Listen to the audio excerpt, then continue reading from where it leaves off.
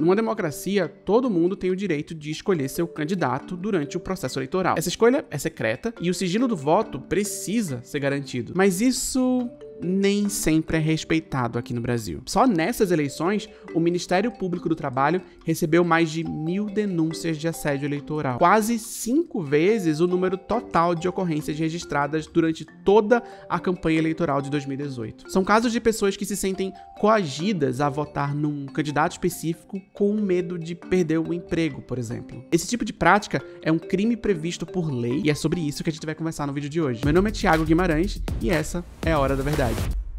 Assédio eleitoral é quando um empregador ameaça o funcionário com a perda de emprego, com uma piora no ambiente de trabalho, ou ainda quando promete algum tipo de vantagem em troca de voto em determinado candidato ou da abstenção de votar. Essa prática, além de crime eleitoral, é também um crime trabalhista. Por exemplo, no começo de outubro agora, um empresário do município de São Miguel do Guamá, no Pará, foi flagrado em vídeo oferecendo R$200 a quem votasse no Bolsonaro. O empresário teve que assinar um termo de ajuste de conduta, precisou pagar uma indenização de R$150 mil por dano moral coletivo, além de gravar um vídeo de desculpas, assinar a carteira dos trabalhadores informais e pagar R$2.000 para cada trabalhador da empresa. Mas esse não é nem de longe o único caso. No município baiano de Luiz Eduardo Magalhães, o Ministério Público do Trabalho está investigando uma empresária do agronegócio que foi vista num vídeo orientando agricultores que demitam sem dó os funcionários que votassem no Lula. E tem mais. 6 cidades do Noroeste Paulista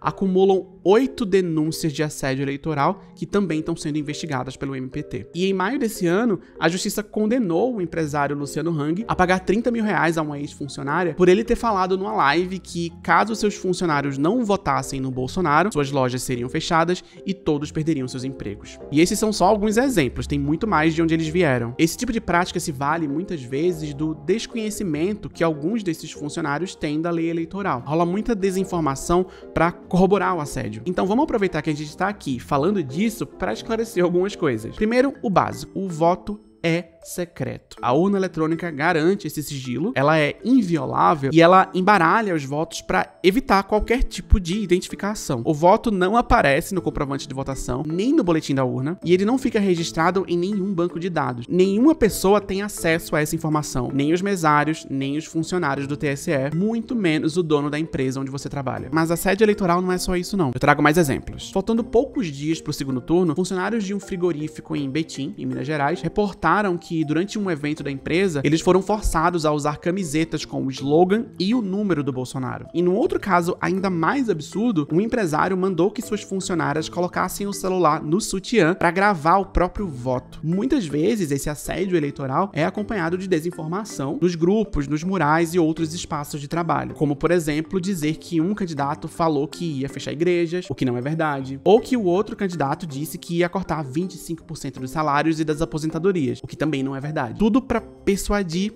e provocar medo. E se essa desinformação é usada para pressionar um funcionário a votar num candidato específico ou para impedir alguém de votar, isso é um crime eleitoral e precisa ser investigado. E eu vou explicar direitinho como que denuncia daqui a pouco, porque a gente não acabou ainda. O termo assédio eleitoral costuma ser utilizado em ambiente de trabalho, especificamente na relação entre o empregador e o empregado, mas existem outras formas de pressão eleitoral também. Alguns pastores têm desrespeitado a lei eleitoral repetidamente dentro de igrejas e templos, ameaçando fiéis com punição divina e até com expulsão, caso eles não votem num candidato específico. Em agosto desse ano, por exemplo, circulou um vídeo de um pastor da Assembleia de Deus dizendo que os evangélicos que votam no Lula vão ser proibidos de tomar a Santa Ceia. Vamos deixar uma coisa bem clara aqui. A lei eleitoral de 1997 proíbe propaganda dentro de igrejas. Claro que simplesmente elogiar um candidato específico pode ser considerado um simples exercício de liberdade de expressão. Mas quando você compara 2 nomes e diz que um deles representa o bem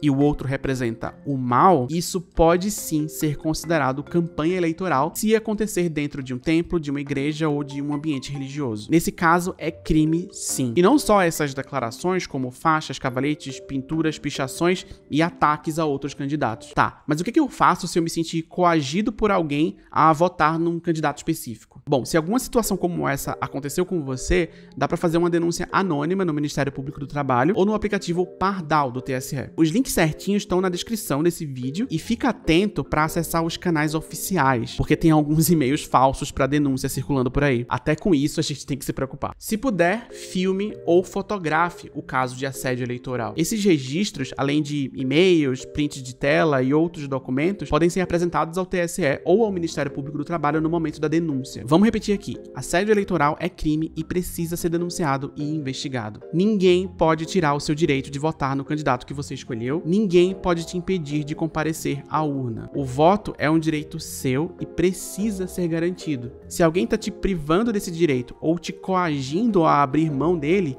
isso é crime. E se você tiver em dúvidas sobre alguma informação específica, ou se precisar de algum dado verificado para postar no grupo do trabalho ou da família, é só perguntar pra Fátima, a robô checadora do Aos Fatos. Ela tá no WhatsApp e no Telegram. Adiciona lá e fala com ela. Um bom voto e até o próximo vídeo.